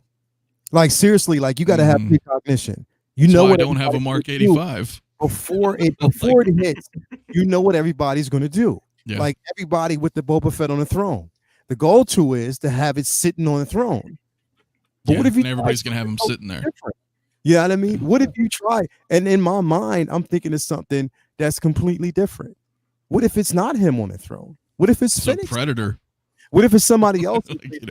Like what if he's, you know, I don't even want to give too much away, but like literally there's an imagination that runs wild, like straight up, bro. But you have to almost know what people are doing and what to do different to kind of stand out, because that's what our collection stands out. It speaks for us. It speaks for our personality. Yeah, I mean, that's the fun of it, bro. Like that is completely fun. Like just to have, you know, I went through this piece today, like I'm creating a Marvel versus DC set, but basically what I have is the Batman Beyond version that we actually got from Arkham up against my Mark V. You know what I mean? Like just because I wanted. That's because we read comics, though, bro, and like we had shit back in the day, right? We were like, now how cool would this be? Because they've never done this, and I'm gonna do this. Like, they've never really done that, so I wanted to do something totally different. Yeah. You know, sometimes I look at different artists. Like even I was studying like David Mack over the weekend just at Comic-Con, and some of the things that he does, how he juxtaposes different characters to kind of blend in with also watercolor to create a centerpiece is incredible. And that's what I was like, all right, I'm gonna come up with something totally different where a figure with figures make up like a tree, because they're mashed in together where they're fighting. They might be fighting or going up against each other versus type of mode, but they're making up just one centerpiece where like going up, like once they sit together, it just forms one big piece, like just one huge art piece. And that's just how I look at it. Like Desy said, is having fun with the figures that you get, and don't just get them just to place them in at first and just have them. That's why for me, like I'm beyond, like I some figures I have are in just the character poses, but I just can't do it. I just can't bring myself to just keep a character pose, because I'm always thinking ahead of what else. I got to push it past the limit. I haven't broken a figure yet, so I'm doing something. That's like, you know, like I was thinking, you know, I was trying to maybe get into the Storm collectibles, right? The Mortal Kombat ones, right? And I was like, oh, if I had like a Scorpion, I would go buy that new Street Fighter that Ryu would, you know, and I'd have Ryu and Scorpion fighting each other, and that would be like my pose, because it's not. As a kid, I was always like, damn, I'd love a Mortal Kombat versus Street Fighter. And you can. That's what you're saying. You can do stuff like that where you're like, yeah, I'm gonna do something that's out of the box, man, and just have completely out of the box, something fun with it, man. Like straight up, like I can just see it. I just need certain head sculpt. Like if I had a brother cousin's head sculpt, I'd be dangerous, bro. I could do a lot of poses with that. So. All these females would be in 1D tough, bro. Like straight up. They'd have to be in 1D tough, like right now. Like that'd be crazy. But you know what? You hit on something real good right there. I know I did. That's what I'm talking about. I know I did. No, it's art. No, it's definitely, like you said, it's about the art. Definitely. That's what brings me into it. Just having a love and appreciation of the art of the figure. I treat these figures, I mean, in my head, these are Rembrandts, and you know, these are high-end art pieces. That's just how I look at them. I mean, coming down every night and just looking at all the, you know, the collection, and like you saying, having stuff that is attached to your heart that you really love. Really, it just takes me to good places. It's just like listening to a good song. You ever heard a good song? You're like, man, I remember back I was in school when I was listening to this, and this was making me feel this way. It's the same thing with these figures. They bring up nostalgia. They bring up good moments. When I look at all my Avengers, I think about all the movies I went to with my mom and aunt. We saw all four of those lead Avengers movies together, or standing and waited in line. I remember my mom with a cane. It was like, I'm waiting to see the first Avengers. I don't care if I got to stand in line, you know. So I just think about all that stuff when I look at this stuff. Yeah, you know, it's just great memories. No, it's a really good conversation, and I think really insightful and helpful to not only a lot of new collectors coming into this community, but for collectors such as all of us and myself, just to kind of hear everybody's thoughts and kind of just discuss this through, almost like collection therapy. And really, at the end of the day, And Layla, I'm going to give you the last word on that because I know you got to jump before we end the show. But I think you bring up a great, to encapsulate it all from what Desy said, Jay said, Will said, Anthony said, I said. If you have a plan, and you have a vision for that plan, you can maintain that giddiness. It doesn't matter about any of the general term politics of this or the worries with it or the uncertainty with any of these things, because at the end of the day, if you got a plan, a plan of action, you're going to make it through, and you're going to love doing what you love since you were a kid anyway, baby. Yeah. I mean, just think about it. Like we're this honestly, bro, I was like walking through the city of New York, like just walking through New York, man. It's cold as shit. It was, but I was happy because the weather was changing, the temperature's changing, and I know around the holiday season it gets festive. And the first thing I'm thinking about is all right, there's releases, there's reveals, there's things that are actually coming. It gets me excited for the holiday. You know what I mean? There's, we have, November, we have, Force Friday always. We have those, and everything that kind of encompasses just the holiday feel. And that's where I kind of place these figures, man. Everybody knows I love Christmas, but it's just the simple fact that, I'm just thinking about like everything that happens, like normally how we round out the year when we talk about our top 10 or our top 20 figures. I can't wait, baby. I look forward to, because I love those discussions. So that's pretty much where I'm at, man. But yeah, bro, thank you for having me here, man. And with everybody, pretty much subscribe to everybody on this panel, man. Everybody's doing some great ish all day, every day. Desy, I want my details. But other than that, I mean my display. But other than that, man, like brother Cousins, shout out to you for doing great work. 6 Scale Mafia, Will Foxification. Definitely, a super shout out that you didn't come on the show talking about feet. And also Eric, man, thank you so much for having me here, bro. Everybody on the panel, love you guys. After you get done from here, get done from here first.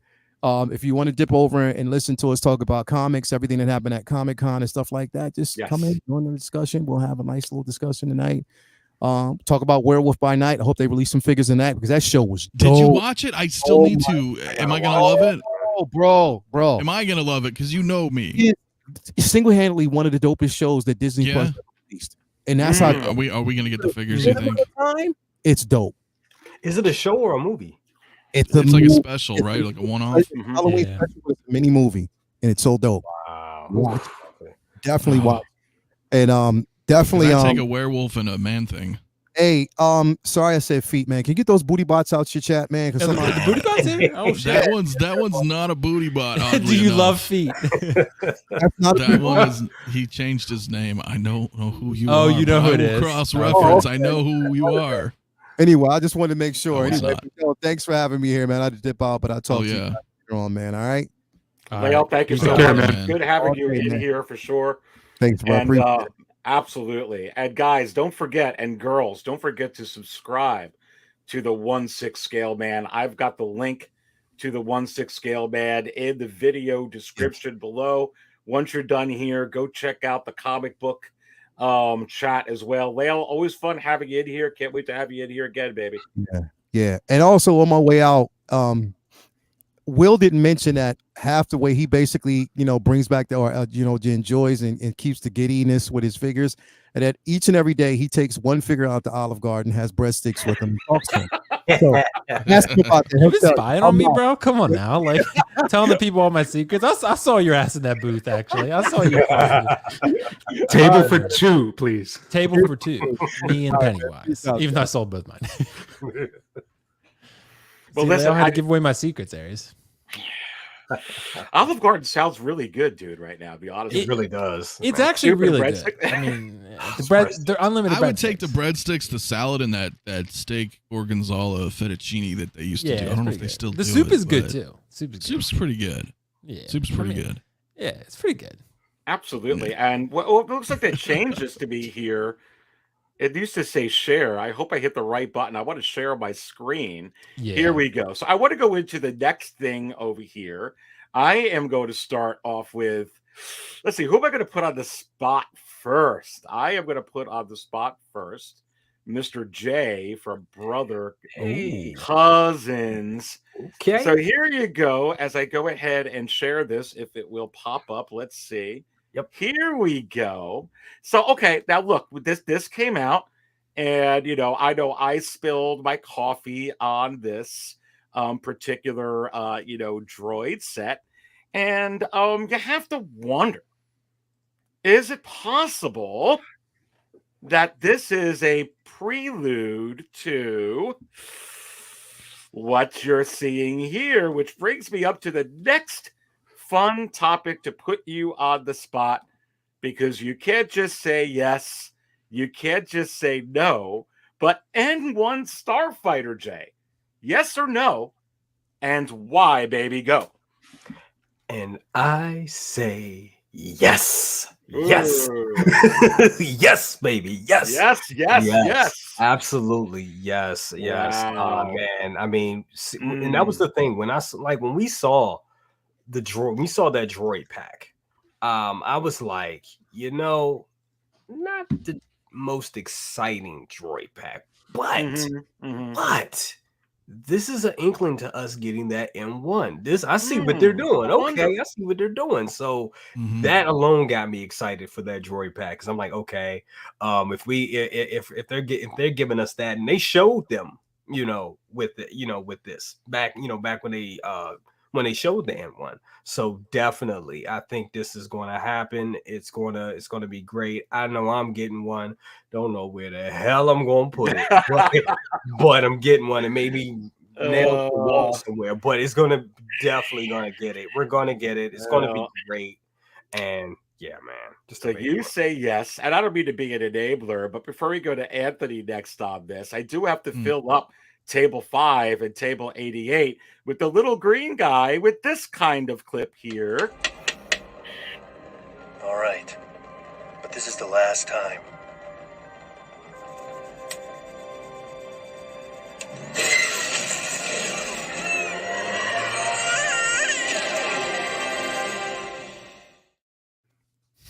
Nice. Mafia. Speak to me, baby. Yes or no, and why? Yes, for sure. Why? I mean, there's a couple of reasons why. I mean, Mando's the most popular for Star Wars right now. Period. Right? I mean, I look at my Mando collection, I'm like, oh man, it's not there yet, but it's almost surpassing the original trilogy. I think the original trilogy has 36 figures. And I think we're at like 25 or 26 Mando right now, plus whatever's coming, right there. Wow. I was just doing the rounds earlier today. I was counting my, you know what I mean? And the way I look at it is like, look, and I mentioned this last night too, because I was talking to some people in my group that, Sideshow showed the new RSVP for this thing on their site. And now, yes, they did do that. Yeah, I during saw San that you Diego. put a post on that. Yeah, right now, and some people were like, "Well, yeah, it's been there since San Diego," and I was like, "Yeah, but the point is they changed the photo."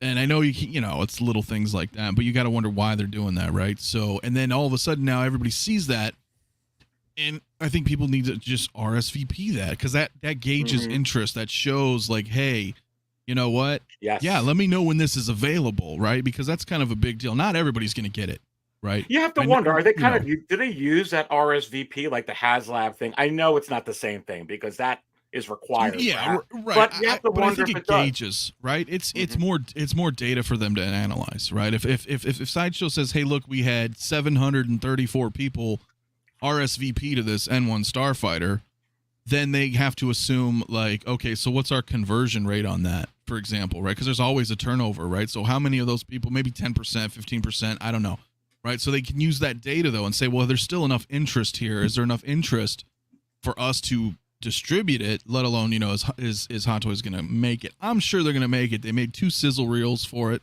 right? Showcasing it, the dimensions and everything. They're showing it everywhere.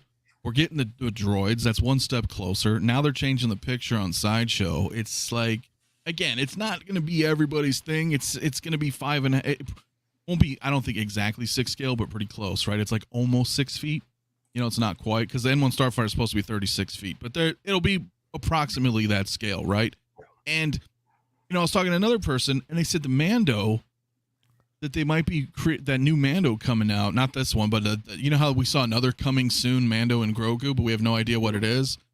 Is that one should not have? That one should be like a thinner model, without a fat suit and stuff like that. So why? So it could fit, because those guys are hard to bend, the fat suits and everything. So I'm seeing all these reasons and things going on where I'm like, no, okay, this totally makes sense that this will be coming. And if it does drop, I think people are going to have to really figure out how they're going to display it, because even regular vehicles are tough.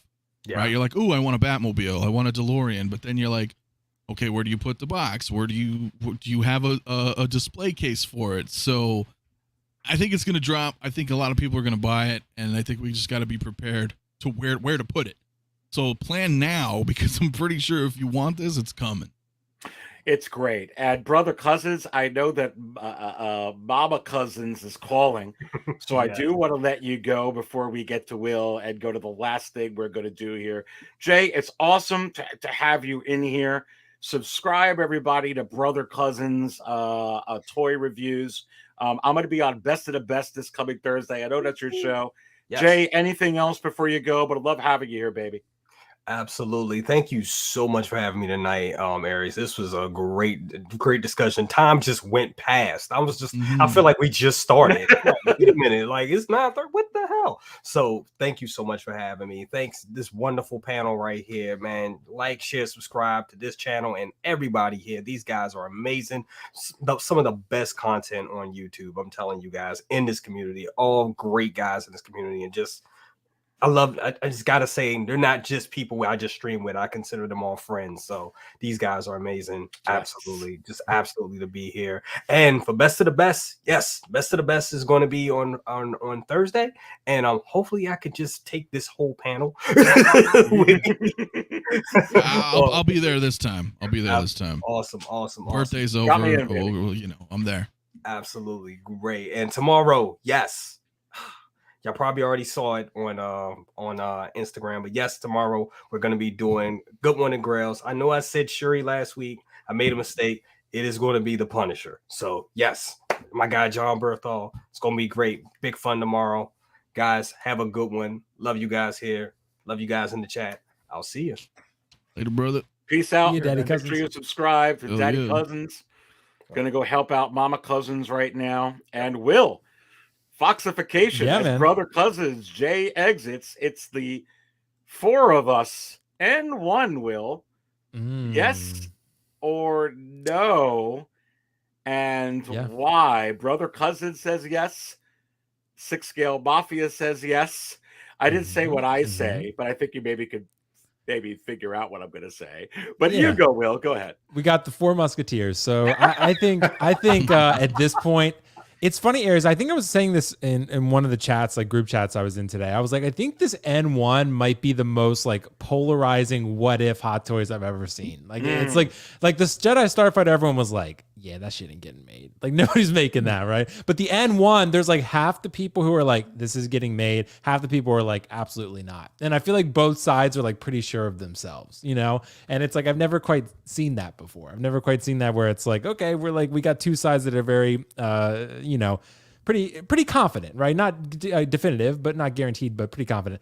I think this gets made. I'm going to continue the yes train here. I do think it gets made. Just because it's Mandalorian. It's Mandalorian, and I feel like it's technically Book of Boba, but really it's the Book of Mando. That's really what it was, right? The Mando took over the show. Like, the best episodes really were with him. Like, that's kind of what happened. And this N1 is really cool. PJ did drop some interesting knowledge when he was on my show last night. He was saying at San Diego Comic-Con, like at Sideshow, they had a lot of electronics in this thing, and like half of them weren't even working right. And it was like, so there are a lot of like intricate parts, I think, with this thing that still probably need to be ironed out. Maybe that's why they haven't quite put it up for pre-order yet. Maybe that's what it is.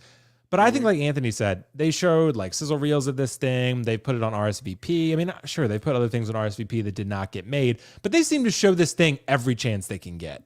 Every chance they can get, it's out there somewhere. So it's being displayed and talked about. So I think there might be a little bit of sticker shock when people get the price of it, Oh, because yeah. I think it might be, I think probably minimum 12 to 1300. I think that's probably what you're looking at. I think this thing's going to be pricey, and if people thought the DeLorean was high, or it's probably going to be like near Ecto 1 price. I mean, something like that, right? It could be. This is a really big piece. I It's really want it, but gargantuan, I don't yeah. feel like I have anywhere to put it. That's the problem. But I figure I might figure out a way, because I do really want this.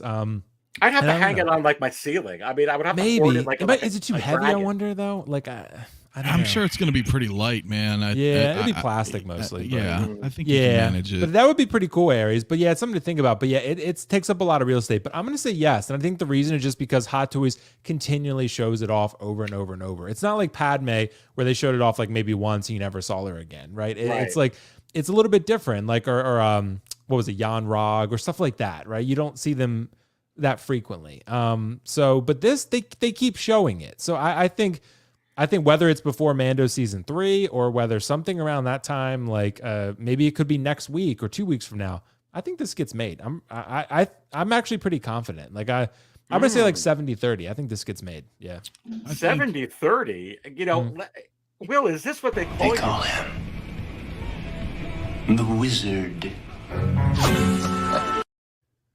Yeah, man. You know, I think it gets made. Like I said, I'm not definitive on it, but I think there's enough signs here that shows that Hot Toys is serious about this thing. And this is not for everyone, clearly, and Hot Toys knows that, but it's Mandalorian. So and they're going to make Mando stuff. And before we go to Desy, I will give you mine. I agree with you, Will. And I agree with Anthony, and I agree with Brother Cousins. And that means that I say yes. And I think you bring up a good point. They've given enough indication. They've been kind of flaunting this, kind of a little bit over flaunting it. And now we just got that 3-pack droid set. El Profesoro is in here. Good to have Mario in here. Can't wait to have him back on the panel. And he said, it's the new mythical unicorn, bro. I'll believe it when the pre-order drops. Yeah, Absolutely. but you know, Mario's like the biggest cynic of this. Listen, Mario, he is, bro. Maybe Every time we Mario's get the N1, wizard, he's like, nah, bro, it ain't happening. Listen, I'm like, all right, we'll see. you know, we'll see. Mario's my bro, man, through and through. But like, Will's right to a point, like where and I even told Mario, I was like, dude, bro, this isn't really the Hot Toys of old anymore. They can't afford to just be doing teases like that when you got other companies like Jazz Inc. making stuff. You've got InArt coming out with certain vehicles. There's more competition. The environment's changed to where, like, whereas before, like, you know, as Will said, like, oh, they can just tease the Starfighter and be like, whatever. I don't really think they could be in that kind of position nowadays. I think the climate in the collecting world has changed where they're like, you know what, if we're going to show stuff, we're going to commit to it now. And I've noticed too, like all the stuff that they've been teasing this whole year, I would say probably I think all of 2022, everything they teased, a couple weeks later they announced. They've been on a pretty good track record for that, other than maybe that Batman that they showcased, the 89 reissue or 2.0, right? But for the most part, like when they teased Kate Bishop, it was 24 hours later they announced her, you know, when they teased a bunch of people. Like we've been seeing these teases come to reality. Whereas like when they showed off Rogue One stuff, they teased there's the Shore Trooper, I'm sorry. When they showed off the Shore Trooper back in the day, they showed the Grunt. That took forever to come out. Or, you know what I'm saying? So like we have that old mentality where like, oh, well, they tease stuff and, you know, Bespin Han's been teased forever, you know, but like I said, all this new stuff that they've been teasing, they've been kind of they've been following through with it, dude. So I mean, and this is a good win for them. This is a good win for them if they put this out. Yeah, no, I would say it's a win too. And Riley's reviews is in here as well. Always good to have Riley in here. Desy, N1, yes or no, and why, baby? So I think the two current large-scale vehicles that they've teased is this one and the Batmobile, right? Not like the Batcycle, that's small, or not Cycles or whatever. This is the two large ones. If one of those gets made, I think it's the N1. I don't think, and I say that because if they're going to budget for something like Will was saying and like Anthony was saying, this is Mando. Like, it's going to sell. Batmobile, it'll sell. It's a Batman, but I don't know. It kind of reminds me of that HasLab Ghost Rider Charger. It's not doing so well right now. Mhm. So I think if they're going to put money on something, it'll probably be this. No, I'm not going to pick it up because of two reasons: space, and again, what Will was saying before. You really got to decide: do you love it or do you like it? And this one, I really like it, but I don't really love it. So, and considering it's going to take up nearly 6 feet of space, I'm going to pass on that. Good stuff. So listen, baby, make sure you smash that like button. I'm going to get into the last topic, which is only going to take a second or for each of the panel members here. And you in the chat, you get to participate in this fun segment as well. It's my new favorite segment here at 6 Scale Raw every Monday. And we'll have to see who we're going to put on the spot first. But this is panel up close. You guys get singled out with just a solo view. What's that one Hot Toys drop that would make you spill your damn coffee ... baby? Now, here's the thing this week. It doesn't have to be Star Wars. It could be anything that you could imagine. But what would actually make you, what drop would actually make you spill your coffee? I have mine. I will play it last, but going first up onto the screen, let us go ahead and pick. Oh, hello. I will say my connection is like bugging out like crazy right now. So if you're good on our end. Okay, if shit starts popping off, then I apologize. Well, listen, what's going to make you spill your coffee or whatever it is you drink, Will? I'll do that. Hold on. I got my water. So, hold on. So, what was the question? So, if we can get one figure that's going to make me really excited, that's going to make me spill my coffee. It'll make Will Foxification spill his coffee. That's tough, Aries. That's tough, man. That's a good question. So, it doesn't have to be Star Wars. No. Would it be like a Pennywise 2, or would it? What would it be? That's tough, man. Remember at one point, the Hot Toys, they showed that quarter scale Kylo Ren from The Force Awakens. Remember that, Aries? Oh, yes. That's never going to happen, but it would be a coffee spiller for me. It would be one of those where I would be like, oh shit, they actually did it. Like Anthony said, they teased something and they came through with it. So I'm not sure that it actually does happen. That would probably be a coffee spiller for sure, because it had actually an Adam Driver head sculpt. The original Force Awakens Kylo did not have that. So I don't know. That's something for sure. Wow, here's another one. I got one, Aries. So they never made Thor 1 Loki. So I always felt like they teased it at one point. There was like a picture that leaked or something. I always thought that would be a good opportunity for them to do like a sort of summer exclusive or something, where maybe they said, oh, cool, Thor 1 Loki, like from, when he was like King Loki at that point, right? The outfit is a little bit different than Avengers. It's just a little bit like an introduction type outfit for him, right? But it was a really cool one nonetheless. And Loki's pretty popular right now. Loki's got his own show. They're doing a bunch of different Lokis. Why not do a Thor 1 Loki? Do it sort of like a retro thing, right? I think that would be cool. So it would. You get one of these, baby. Oh, that was nice. That was nice. Yeah. Spill your coffee. That's awesome. And hello. From Kylo Ren to Loki, from Thor 1, Anthony. That one Hot Toys drop that would actually make you be like, holy frack, damn, dude. I don't know. Oh man, there's a couple things I would say. If they drop Prey from, the Predator from Prey. Oh. Because they've made so many Predators and it's been so long that if they did that, I would be like, oh shit. And then that could make me feel like maybe they'll 2.0 or 3.0 some other Predators, right? Because why not if they're already going down that? Like, that would be exciting to me. Or, honestly, dude, anything that I have, all the old Hot Toys, if there's anything that would be a 2.0, because that's the weird thing for my collection, dude. I don't have any of my figures don't have a 2.0 yet. Mm-hmm. So I'd be interested in seeing like my response to that. If like that a makes sense. Tarkin or a Leia. Right. or- I'd wonder yeah, how like I'd a- feel about it. Like for me, I've always been like, hey, that's cool because if it's something that I already own that's improved, because let's face it, some of these older ones, they need some updates, right? So if they did something like that, I would enjoy that because I can have another one for a different style of display. Kind of like what Leia was talking about earlier, right? You know, I can have some that just chill with the main thing and then, something else for a different style of. So that would pique my interest too, because eventually we're going to have to see some original trilogy that's 2.0, right? Oh, So yeah, that are like Prey, I think are like my big ones, or that Batman, if it comes out, I'd be interested to see what that is. Is that a 2.0? I would hope. I don't think it's a reissue. Dude, you just made me spill my coffee.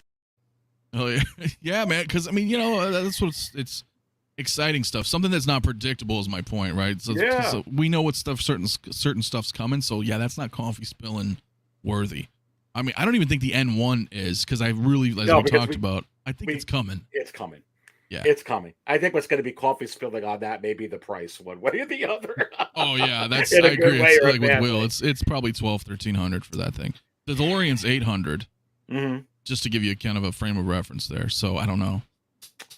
Let's get to Desy in here. And Desy, you're going to be up close and panel up close. That one Hot Toys drop, Desy, that would make you spill your damn coffee. Hot Han on Tauntaun. Oh, what? Come on. It's that simple. I mean, I have a few, but that's like the most. Out of all the ones I have, I think that's probably the most likely. And then outside of Star Wars, I'm kind of with Anthony, maybe a 2.0 of the Alien line. That being my favorite movie. And then just out of left field, Hellraiser, the original Doug Bradley, or even the new Jamie Clayton, I think.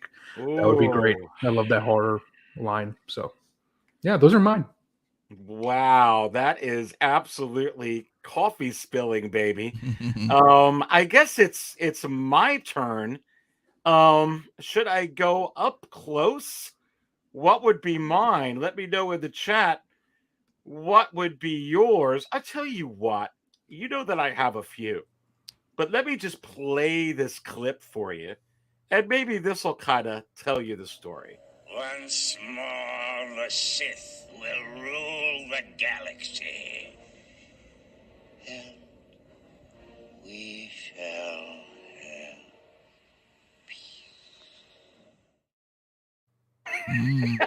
Table 66, Revenge of the Sith, palps to go in the display with the dark side Anakin and the regular Anakin. Are you kidding me?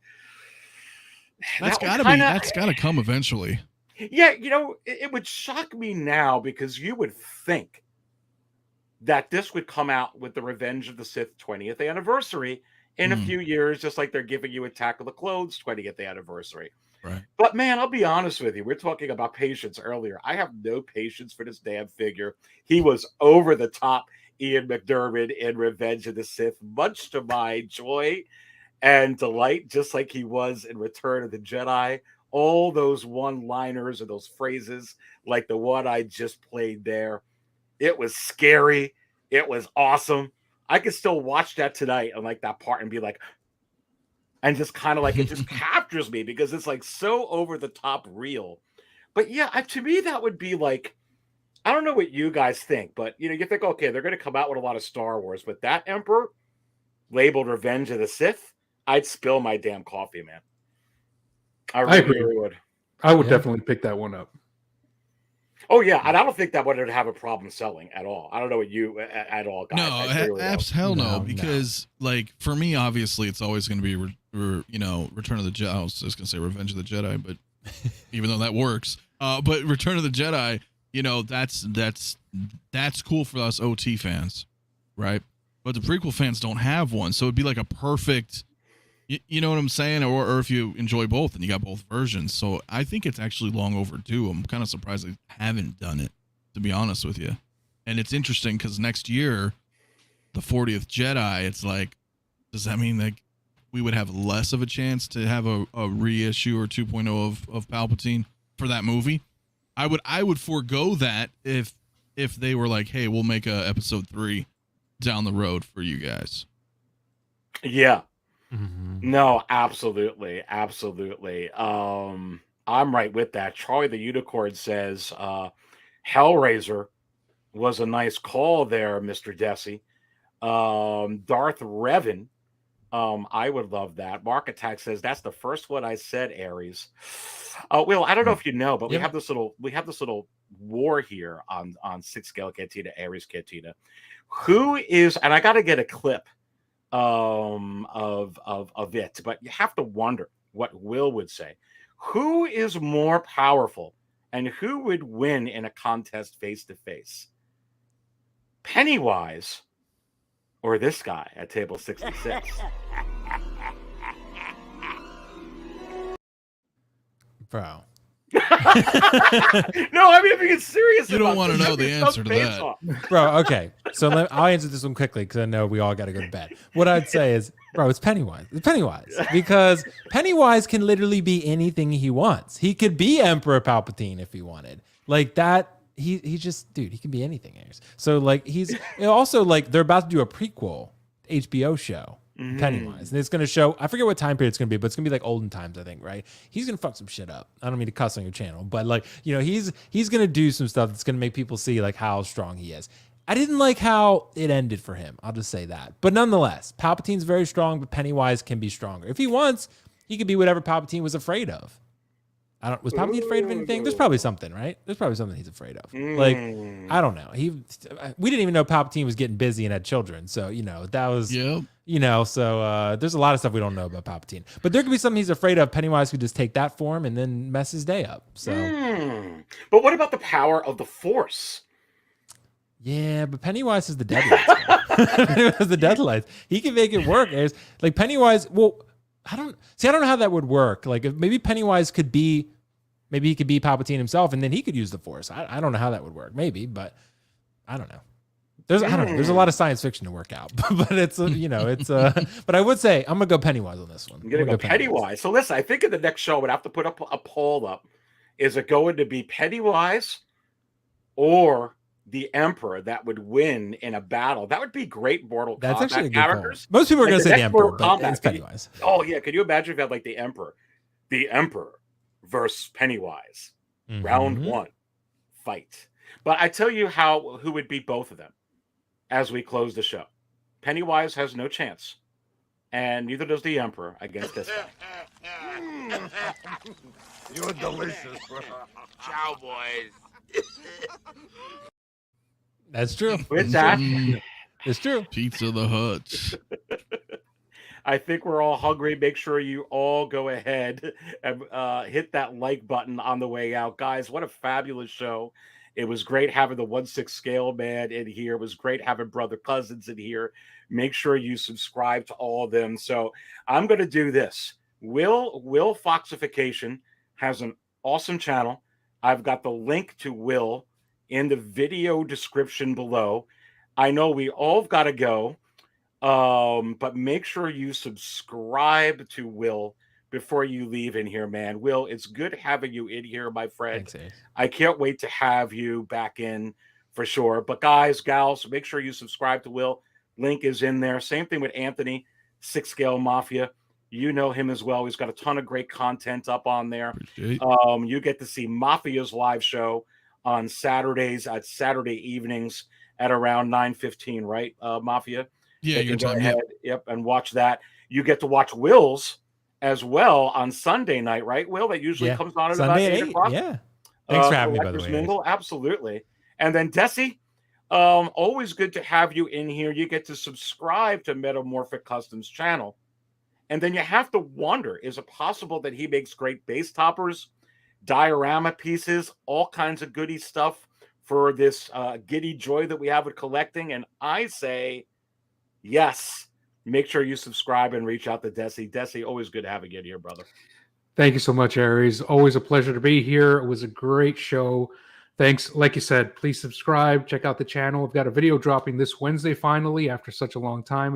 It's part 1 of a two-part series. So check that out. And guys, don't forget to subscribe to everybody here. Great content. So, well, guys, I don't always buy coffee or spotchka out. But when I do, I buy it from 6 Scale Cantina. Stay thirsty, my friends.